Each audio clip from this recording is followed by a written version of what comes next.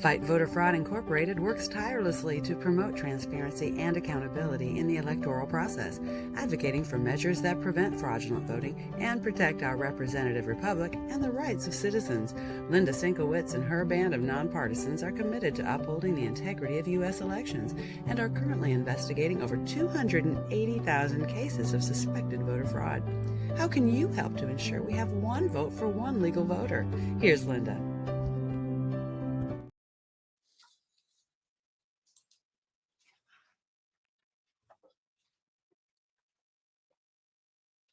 Hi, and welcome to SYNC-O-WICZ. My name is Linda Szynkowicz. I'm the founder and CEO of Fight Voter Fraud. So, welcome to episode 6. And basically, we just want to be giving you information that's going to help you out with election integrity. And as you know, last week we had a guest, Dominic Rapini, talking about Act Blue. And very shortly, we're going to have a very special guest come on, Steve Stern. So if you just hang on for a minute, I'm just going to go over a couple of election integrity things I wanted to make sure we got out there, and then we're going to go right to Steve. All right, so West Virginia, yay to Governor Morrissey. He just signed into law requiring ID for voters. So, yay, West Virginia. I mean, this is what we need to be doing right now is we need to be getting more states to be signing on to have ID and only US citizens that can vote in the elections. Now, Ohio, the senators advanced the ranked choice prohibition, which again, I think last week we talked a little bit about ranked choice. Bad idea. Bad idea. And they're actually looking at another citizenship bill. So we have a lot of different things going on across the country. Now, I know last week I mentioned Andy Thompson out of Nevada. So if you go to fightvoterfraud.org under media and look for the Nevada election integrity, it's definitely worth watching that video. Andy Thompson that at fightvoterfraud.org. And again, as always, a number of things with the different stories that are coming out is not all of them, but most of them. You want to look at Election Transparency, their website, and every day they have information on the elections and different bills across the country. Another one that I realized that I read every single day. Anybody from Texas? Texas Scorecard. Texas Scorecard will let you know what's going on, not only in the state of Texas, but in the legislature. Very, very informative. So, those are the few topics that I wanted to make sure we talked about. And my next guest, my only guest this week, is Steve Stern. He is the COO of theflagshirt.com. And he is also the vice chair of the Broward County Republican Executive Committee. Now, I've known Steve for about 3 years, and he is a wealth of information. I can't imagine anyone who has not seen him on somebody's TV show or podcast because, Steve, you always have a lot going on. So we're going to go right to you, Steve.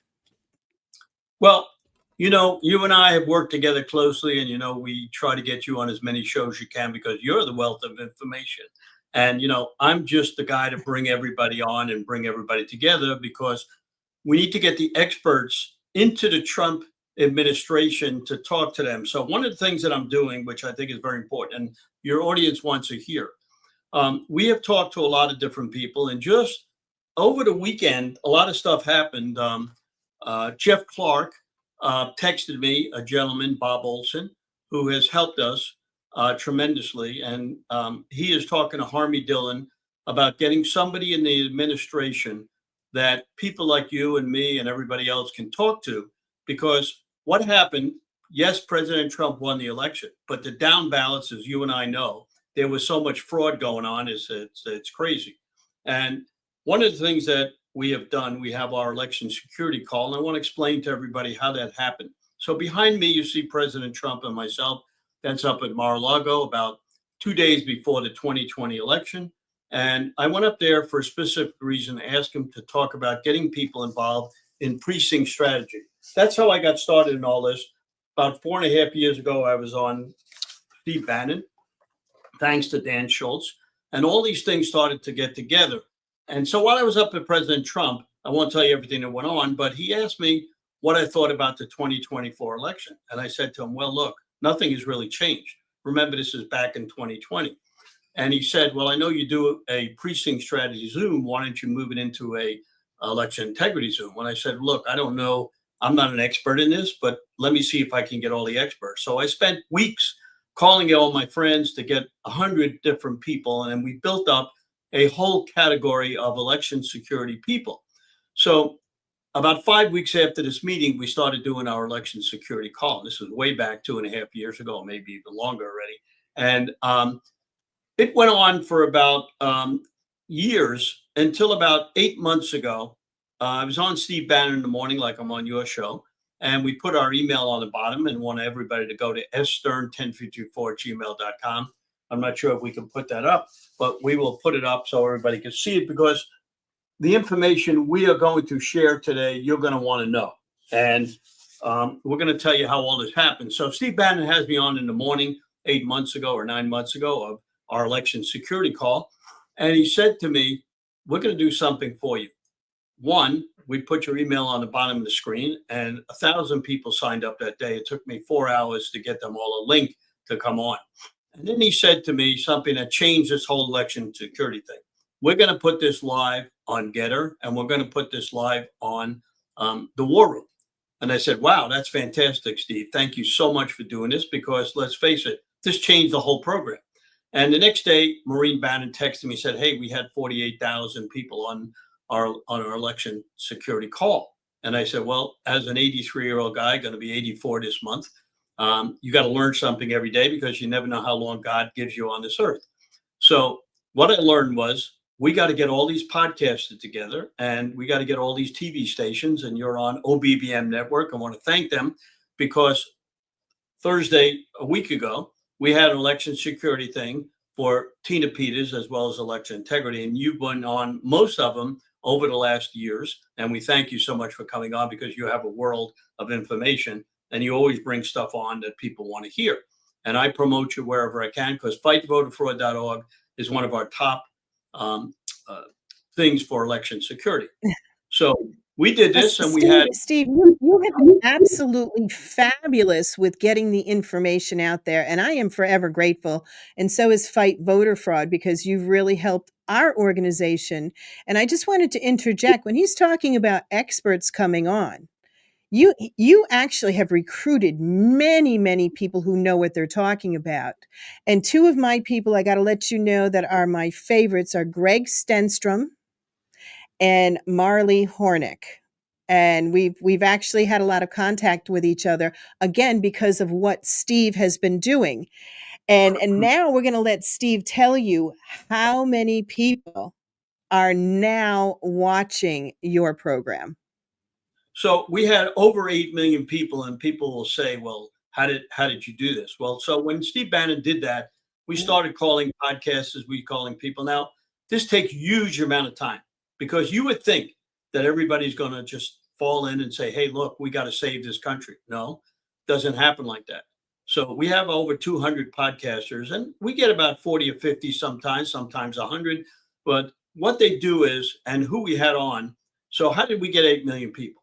So we had 140 podcasters on last time, not all live, but some of them put it on afterward.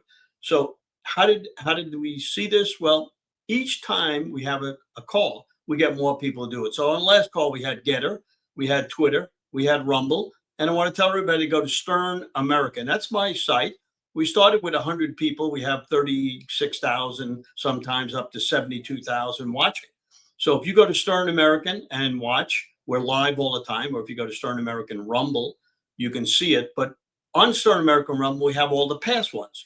And a lot of people like to look and scroll through them, because we've had 150 different people on over the last couple of years. And, we always let people speak. And what we do is a little bit different. not only do we let different people speak, but we always try to put a podcaster on so we can do the same for everybody else. Our goal and why we're so successful, when somebody helps me, I try to help them 20 times because that's the way you get people to help. And not everybody helps, but we still help them. So we had Lindell TV on, and for the first time, we had OBBM Network. And OBBM Network did something very unusual. They put up Tina Peters, all the people that we videoed, and they videoed themselves, and they put them up. So what we did, the last call, which we had a lot of people on, and you'll be on the next call, which is coming on May the 14th.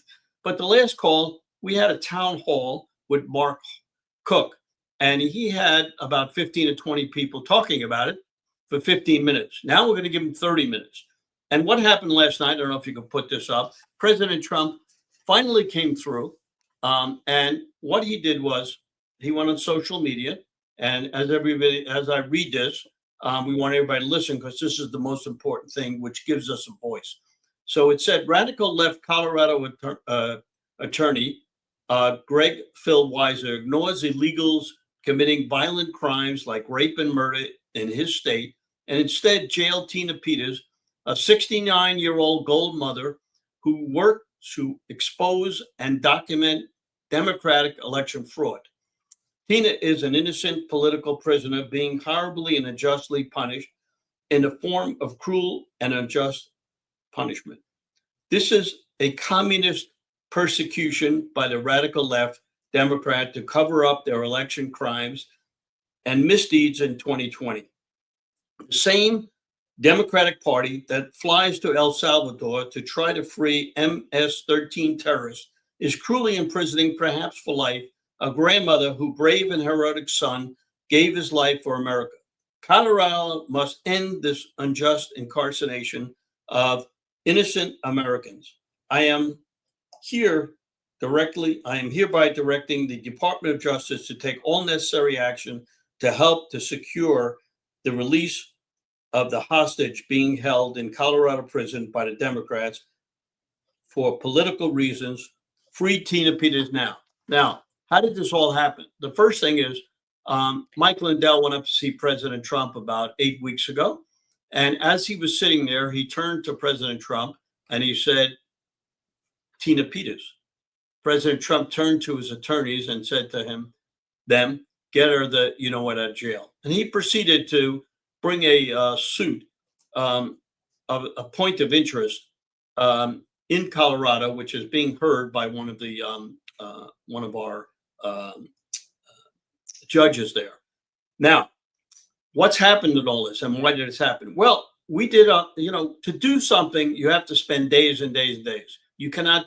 It's got to be focused. So we focused. Steve, I was going to say before you get to that, there may be some people who are unfamiliar with who Tina Peters is. Now, we're talking about Tina Peters from Colorado in 2020.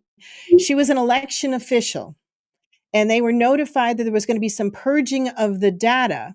And it is her job to protect the data because she believed there was a lot of things going on that were not above board.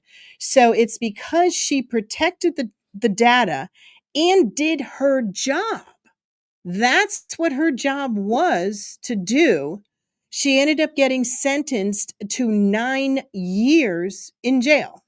So that will just give a little bit of a background about what we're talking about. Here is someone who's, a grandmother, a mom, doing their job, is now in prison. And the other part of this, because I know some people are out there going, well, then how come Trump just can't pardon her? It's because it was through the state and not through the federal government. So, Steve, I'll let you continue on with what's going on with that. I just wanted to get a little background in there. Not only that, before we do this, I'd just like to say this past Tuesday, I sent her a Mother's Day card. So if anybody wants to send information out, it's a little bit late to send her a Mother's Day card, but you can send her a letter. And we're going to tell you how to do that. If you go and send it to Tina Peters, and I'm going to go slow here because it's hard to, for people to write this down, but we'll talk about it and maybe you could put it up. Tina Peters, 203-512. I'll repeat that, 203-512. That's her number as a prisoner. Now, think about a 70-year-old woman that's in prison, that's washing trays 8 hours a day, bad back. She'd had COVID there so far. They won't even let her out as she appeals this. That's how bad it is. Now, we're making her a national hero because she is a national hero. So it's 203-512, and you go to 1401 West 17th Street, Pueblo, Colorado, 81003. That's 1401 West 17th Street, Pueblo, Colorado, 81003. Now, a lot of people say, Steve, you got a lot to do. Why are you taking on Tina Peters? Just because what President Trump just said. And fortunately, I sent text to Susie Wiles. Wayne Root is helping us. General Flynn is helping us. General Flynn the other day said she's going to get out. Well, everybody can say she's going to get out, but I think the most important thing is that also, by the way, put up the zip code there, 81003, because it won't get there without the zip code, as you know. Now, I want everybody to do two things. One, to send her a note. And two, when we had our election security call, we asked everybody to call the governor. I'm going to put this up for the people that can see it and the people that are listening, maybe on radio or otherwhere. We want everybody to call Governor Jared Polis at 303-866-2471. Now, over the next month, we're asking 1 million people to do this. While we were on the air with the 8 million people, thousands called and also emailed them at governorpolis@state.co.us. So we're asking people to do that. Now, everything helps because, the more people that understand, and you made a good statement because 9 out of 10 people don't even know who Tina Peters is. Now, I've called, and we had on Kimberly Fletcher, Moms for America. She's getting her 500,000 people do it. We had Dr. Frank on, who testified for her. He sent out a 20,000 text and stuff and posted it all over. We had Mark Cook on, who did the little round table and little he was live in Colorado. He'll be live in Colorado on May 14th. If you'd like to come on, go to stern1064@gmail.com and I'll send you a link, or you can go to Stern American Rumble, or it's all over. And by being all over and getting more people to go, the voice spreads. Now, I'm like you, I'm just an average person who got involved. And, we don't make any money on this. We just try to help everybody. And as you get a voice and more people listen, and, a couple of people now, people say, well, how do you know if you didn't have more than 8 million people on? We don't, because we have people like yournews.com who puts it on. He has no idea how many people that come on. So, and we have people posting it, and we have people showing it, and we have people talking about it. So more than 8 people need it, but I only report what people say, because Steve Gruber, who I was on the show about 6 months ago, he said, Steve, how do you know how many people come on? And I explained to him that each of the podcasters report. We take the time to call them because not everybody communicates in this United States. And, it's very important that we do that. So also, who else did we have on our last one? We had Catherine Lingobret from True to Vote. She started spreading the word, and she was one of our leading people that talked about it. And she has helped it very much. And we also had Greg Stenstrom on, who you always have on. He really helps us. He is fantastic. He has lawsuits all over Pennsylvania. We also try to bring on different people from different states. You talked about West Virginia. We had Ed Fisher on, who talked about West Virginia, how, just like you said, the governor has provided these things. But we need to concentrate on the blue states. So we're talking in New York. In New York, 6,000 people who were Democrats just turned to Republicans, and 6,000 who were Democrats turned to independents. That's 12,000 people that we met. So what we're doing now is we have the biggest opportunity to turn Democrats into Republicans, because they see what happened in this country. And if you're a Democrat, and I know some of my family are Democrats, but we're trying to turn them into Republicans because we see what the Democrats stand for. And we don't understand how people could want the border open and how all these people could come on. We don't understand how they could let anybody vote. Let's take California. We had Tina Saline call me about a year ago, and she said to me, can you help turn California red? And I said, well, California is red. You just don't know it. And I said, we're going to get thousands of people to work on this. So we got 10,000 people to work on it. And, we provide every state with information. So we had on our last one, Greg Langworthy from California in Riverside talking about, how the election was stolen there and how they're working on it. And everywhere in California, including Orange County, which we had Joe Hoft on. He talked about Tina Peters. He posts, and he's on Gateway Pundit. He does many, many articles on that. But one of the big articles he produced was for Orange County. So you and I know at Orange County that they stole the election. And one of the ways they did it was very simple. When the election day came, our candidates were winning the Congress. I think there was about 5 of them. And about a week later, they sent in many, many ballots. And all of a sudden, it was very close. The following week, they sent in more ballots, and now it was tied. The following week, they sent in more ballots, and now we lost the election. That's 3 weeks after the election. So President Trump has said no ballots after election day. So we'll see if that holds up. So many of these things are very tough because, they put through Congress and the Senate. You need 60 votes in the Senate to pass them. So the SAVE Act will never get passed. And Cleta Mitchell worked very hard on that. And she's very, very important.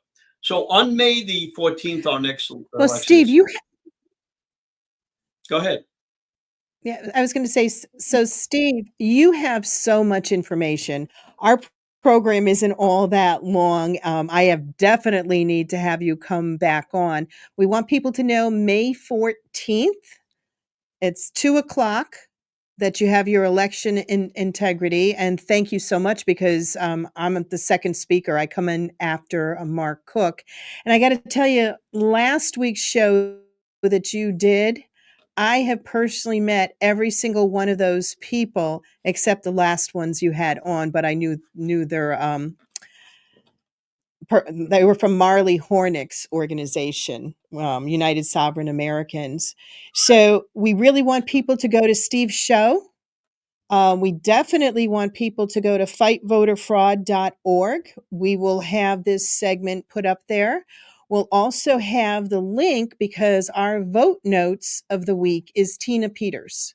So we will have the video from Tina Peters that's up there. And I think you'll also be able to see the 1-minute clips that myself and others, Steve, organized in order to say something. So it was a huge, huge effort that Steve Stern put into this, working with the other people that he knows and getting this to President Trump and getting the awareness out there. And that's what we are doing here. So I want to thank you, Steve, so much for coming on. I will definitely be having you back on. I want to thank OBBM Network for airing SYNC-O-WICZ. This is our program, and also my producer, Olivia, and my technical director is Tim. So thank you so much, Steve. Thank you, everybody, for watching, and we'll see you next week. Thank you.